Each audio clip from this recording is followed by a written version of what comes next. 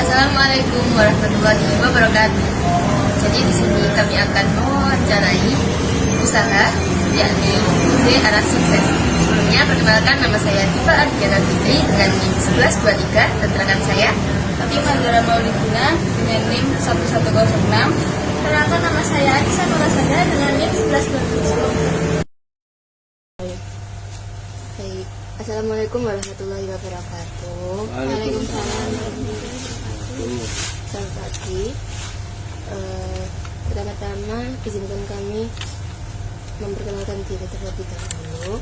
Perkenalkan, nama saya Diva Ardiana Fitri dan rekan saya Fatimah Zahra Maulidina. Nama saya Anissa. Kami mahasiswa semester 3 jurusan manajemen dari Universitas Muhammadiyah Gresik. Jadi di sini kami ingin mewawancarai Bapak Arif sebagai pemimpin atau pemilik dari UD Arah Sukses. Mungkin untuk pertanyaan yang pertama bisa dilanjut. Baik, pertanyaan pertama, apa latar belakang mendirikan usaha ini? Awal mula didirikan. Awal mula. Mungkin pendirian usaha ini tahun berapa, terus Awal mulanya pendiriannya tahun 2017. Itu 2007.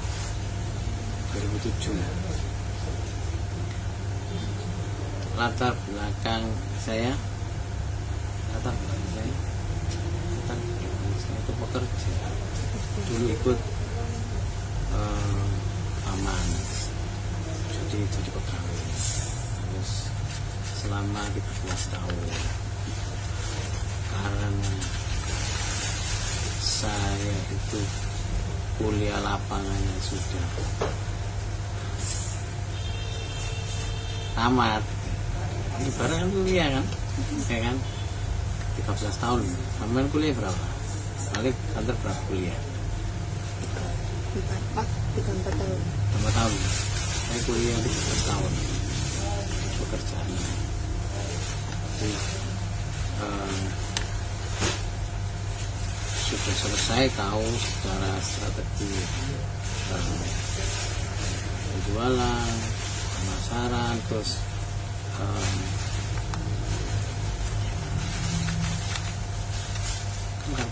gampang kan ya, orang harus supel, pembeli itu adalah raja, meskipun pembelinya itu rotok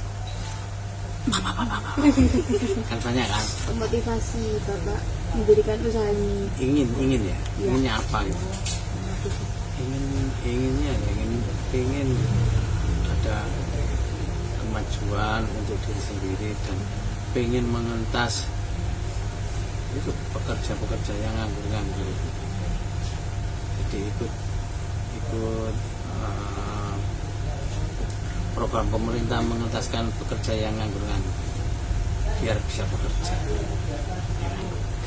Kenapa pilihnya kok usaha ini? Padahal kan usaha banyak di sini. Dia kan terjunnya dulu kan di bidang bangunan, jadi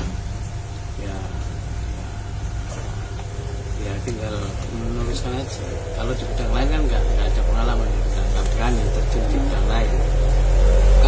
usaha itu kalau nggak ngerti bidangnya jangan sekali-kali masuk, pasti ya kebanyakan hancur. Kenapa? Pasti dibujui. belum ada ilmu. Iya, nomor satu itu ilmu. Kamu nggak punya ilmunya masuk, ya pasti sama orang lain itu pasti kita nanti ketipu. Uang kita aja yang sudah masuk belasan tahun ketipu, rumah saja ketipu. Orang beli, ya nanti kita bayar di rumah, ternyata di rumah itu dibayar, ternyata dijual lagi sama orang. Tahu maksudnya? Pokoknya punya pengalaman pasti kita akan tertipu. Ya, berarti alasan yang mendasari pembangunan usaha ini tuh karena memang sudah ada ilmu dari awalnya, terus juga motivasinya itu untuk membuka lapangan pekerjaan. Nah, Mungkin selanjutnya bisa Produk atau produk utama yang ditawarkan itu apa aja? Produk-produknya. produk jualan apa produk buat sendiri? Oh, ada produk yang buat sendiri. Kalau buat sendiri cuma bis beton gitu. Kalau produk utama yang ada utama ya semuanya all. mungkin itu Pak, apa lebih tepatnya kayak yang lebih sering apa sih kayak Laku. ya lebih sering laku. Laku ya pasir, semen, koral. Ya itu betul semuanya laku karena semuanya berkaitan, ya kan? Dan bangun kan dari awal sampai akhir kan, semuanya kan berkaitan. Nggak bisa kok utamai jualan ini aja nggak bisa. Kalau orang mau bangun rumah ya dari fondasi pasti buat pasir, koral, semen. Nanti naik buat pasir juga, temboknya buat bata. Semua berkaitan semua. Dan di sini produknya ya dianggap laku semua, utama Nah, semua. laku semua. Dan untuk apa usaha ini sendiri itu punya target pasar nggak? Kira-kira target pasarnya itu yang gimana? Kalau target pasar itu ya kita konsumen langsung ada, kalau kita ke toko-toko juga ada, nanti nggak toko-toko, kalau ke pemborong juga ada, ya kan? Jadi kalau kita jual sendiri kita harganya memangnya harga umum gitu ya. Kalau ke toko berarti kita turunkan harganya, tapi marginnya tetap dapat, tapi kita berkurang. Ini coba apa? Modal kualitas produk, misal semennya apa itu kertasnya sobek atau yang lain. Nah itu cara menjaga produk itu gimana? Kalau produknya rusak kita jual, kita kembalikan ke distributornya yang ngirim. Jadi kita nggak jual, biar konsumennya itu gimana ya, nggak rugi. Kan kadang-kadang kalau produknya kayak semen itu bocor, kan sampai tempat nanti kan berkurang, ya kan? Kita juga nggak enak. Jadi kalau kita produk kita itu ya rusak kayak kita jual. Terus kering ya, semen itu harus kering. Kalau besi itu tempatnya juga harus kering. Kalau tempatnya gampang kena hujan kayak sekarang ini kan hujan, itu harus ditutupi terpal, ada tempatnya biar nggak lembab. Kalau besi itu kena air juga nanti karatan, ya kan? Selanjutnya itu bagaimana cara Pak Arif sendiri untuk mengetahui kebutuhan atau keinginan dari pelanggan? Kebutuhan, maksudnya kebutuhan gimana? Ya. Apa namanya, kalau misalkan konsumen datang ke sini kan pasti beragam kan keinginannya, kayak misalnya minta harga yang murah atau gimana ya. Cara Pak Arif sendiri itu buat menilai dari apa perbedaan kebutuhan itu gimana? Perbedaan orang ya, Iya. orang yang beli ya kadang-kadang kita tanya, orang kan kadang nggak tahu ya, kadang orang rumahan kan ini yang bagus gimana, kita jelaskan. Untuk semen bersih itu kualitasnya kayak gini, untuk semen merah putih itu kualitasnya kayak gini, kelemahannya kayak gini, itu kita harus menjelaskan ke orangnya. harganya juga dijelaskan. Kalau harga semen bersih itu selisihnya lebih banyak, tapi kualitasnya kayak gini. Terus semen merah putih kayak gini. Begitu aja. Dari terserah nanti orangnya pilih yang mana ya terserah. Tapi kebanyakan orang konsumen buat rumah sendiri biasanya itu milih yang lebih bagus. Nah, kita jelaskan kalau semen bersih sekian, semen merah putih sekian, tapi kualitasnya sekian, kayak gini. Terserah. Nanti kita semua sudah dijelaskan, tinggal orangnya. Oh ya, pilih yang ini untuk rumah saya sendiri. Baik, berarti untuk cara pemenuhan mengetahui kebutuhan pelanggan itu dengan cara tanya-tanya langsung dengan Iya, orangnya ya. Jadi sampean buat apa? Buat rumah. Oh, rumah itu harusnya rumah awal apa rumah tinggal sudah berdiri gitu toh? Bukan, kalau dari awal itu butuhnya apa gitu kan? Oh, kalau dari awal berarti sampean pakai fondasi, ya kan? Nanti sampean pakai setros, biar nanti kalau didirikan bangunan itu tahu sekarang enggak? Bor itu loh, ya kan? Tiap titik bor, ya kan? Kalau bangunan itu kan kalau nggak pakai dibor itu pasti nanti berubah tanahnya. Terus dari Pak Arif sendiri itu nanti pasti menjelaskan kayak spesifikasi jenisnya, kualitas, harga dan semuanya pada pelanggan. Tidak bisa kita jelaskan. Mungkin bisa dilanjutkan dengan selanjutnya. Modal awal yang digunakan buat membentuk ini tuh kira-kira berapa Pak? Dulu. Itu yang modal. Loh, Iya kan nggak percaya kan? nggak percaya. Semua orang nggak percaya. Nggak boleh modal kepercayaan. Siap. Saya dulu itu modalnya itu saya punya ilmunya, tapi saya nggak punya modal. Jadi dulu itu ilmu punya tapi nggak punya modal. Jadi dulu itu saya itu modalnya utang. Oh, kok bisa? Gitu, jangan kok saja. Kok bisa gitu ya? Dulu itu tahun 2007 itu saya kan keluar kerja terus buka sendiri kan. Lu nggak punya modal, saya modalnya dengan modal utang. Saya diutangi teman saya dan saudara saya dulu sekitar diutangi 160 juta, tapi sistem variasi. Kalau dihitung-hitung ya sekitar ini bunga bank ya sekitar 3%-an, tapi 3 tahun. Setelah itu saya kembali.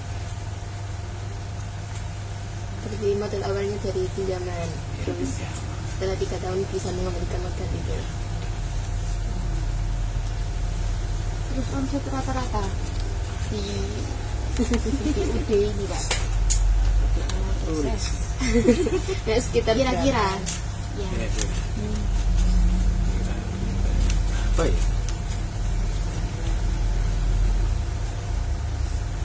Ya setengah M lebih lah.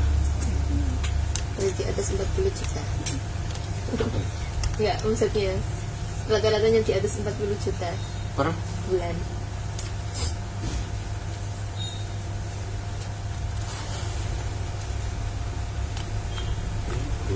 lebih. Berarti sesuai Pak sama klasifikasi tugas kami. Kan disuruh apa pendirian usaha lebih dari 3 tahun, terus omset per bulannya itu lebih dari 40 juta. Terus di dalam usaha ini tuh kira-kira ada struktur organisasinya enggak? Nggak pakai. Berarti Cuma ya ditulis gitu nggak pakai. Cuma ya secara lisan. Saya ini ya umpamanya nama ya Arif ini pemimpin, yang kedua Pak Yanto, yang ketiga Pak itu supaya tetap sistemnya kalau saya tinggal yang ini yang memimpin, ini yang memimpin gitu. Jadi tetap itu tadi berjalan semuanya sesuai aturan. Kalau saya nggak ada berarti nanti Pak Yanto, kalau Pak Yanto udah keluar lagi apa keliling nanti Pak Edi tetap. Jadi semua sudah tahu strukturnya, sudah tahu pimpinan. Kalau nggak ada pimpinan 1, pimpinan 2, kalau nggak ada pimpinan 2, pimpinan 3 gitu. Berarti pimpinan pertama Pak Ari, terus Pak pimpinan keduanya Pak Yanto, yang ketiga Pak Edi. Kalau nggak Bisa ada, kalau nggak ada salah satu pasti mimpin. Jadi nggak boleh nggak ada 3 orang. ya berarti bergantian pimpinan. Untuk jumlah karyawan yang kerja saat ini berapa Pak totalnya? Sekitar apa ya? 23. Hah? Sedikit lah. Yang banyak itu Seritek. Seritek itu 50.000 mau ditutup. Toko ini ada cabangnya Pak? Sini. Cabang. Ada. Oh, tidak jelas. Terus strategi promosi untuk apa itu produk yang ada jual ini, bagaimana menerapkannya? Strategi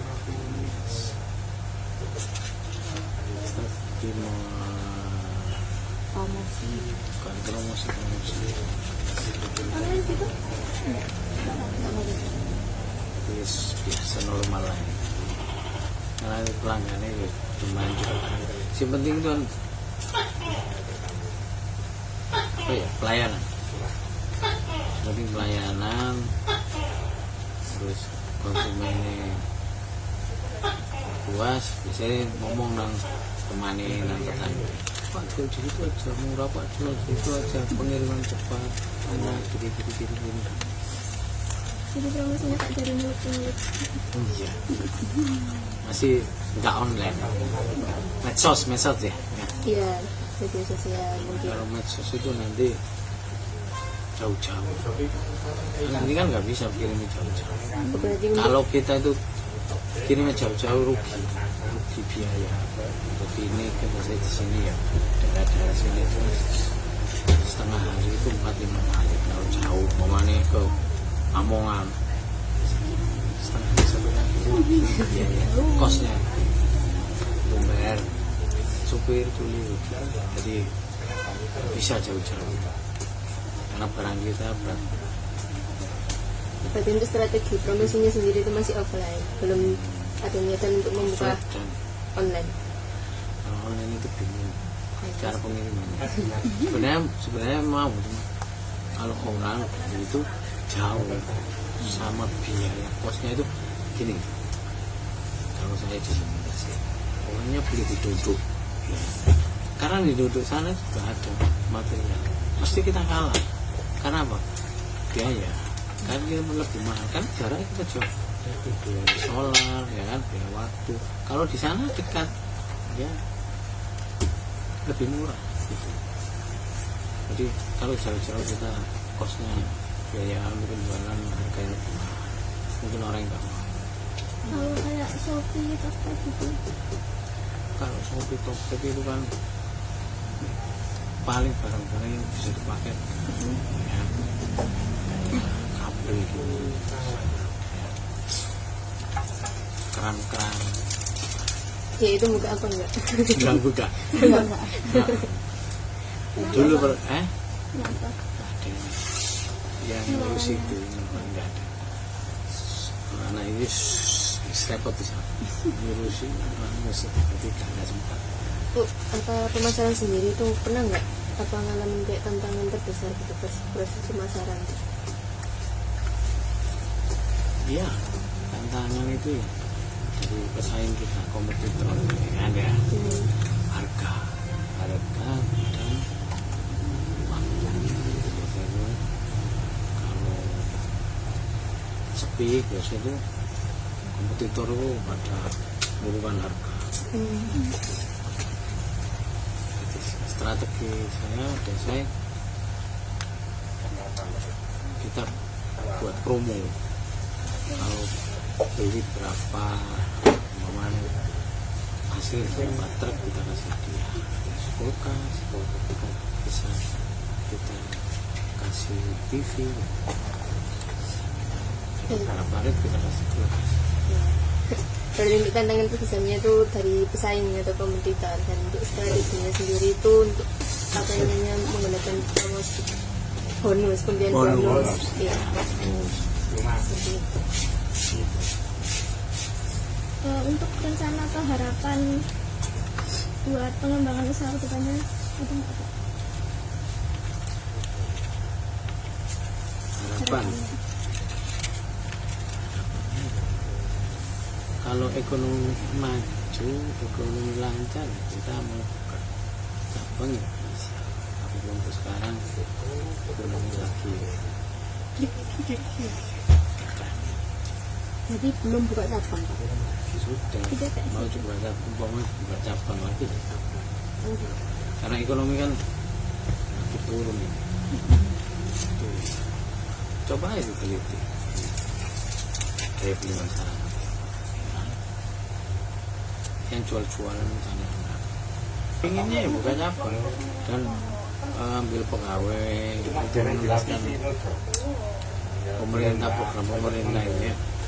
Oke, anak-anak habis kuliah bisa ikut kerja dulu, jadi habis itu pintar biar dia buka usaha sendiri. Mungkin saran dari kami mungkin itu Pak, apa penerapan untuk di online-nya juga. Tadi kan masih belum terlaksana, mungkin kedepannya bisa dilaksanakan kayak gitu.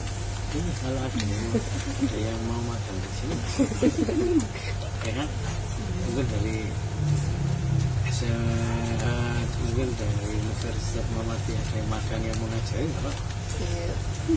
Soalnya kan zaman sekarang kan memang banyak kalanya di online itu juga. Iya. Serba online. Hanya pedagang Bisa, juga bisa. banyak. Yang pedagang offline juga banyak kalau dari online. Ini ada pengadaan kayak live TikTok, live Shopee gitu kan, voucher kayak gitu. Kita coba. Jadi mungkin cukup sekian wawancara kami kali ini. Terima kasih atas waktunya Pak Arif. Kurang lebihnya mungkin Assalamualaikum warahmatullahi wabarakatuh. Waalaikumsalam warahmatullahi wabarakatuh.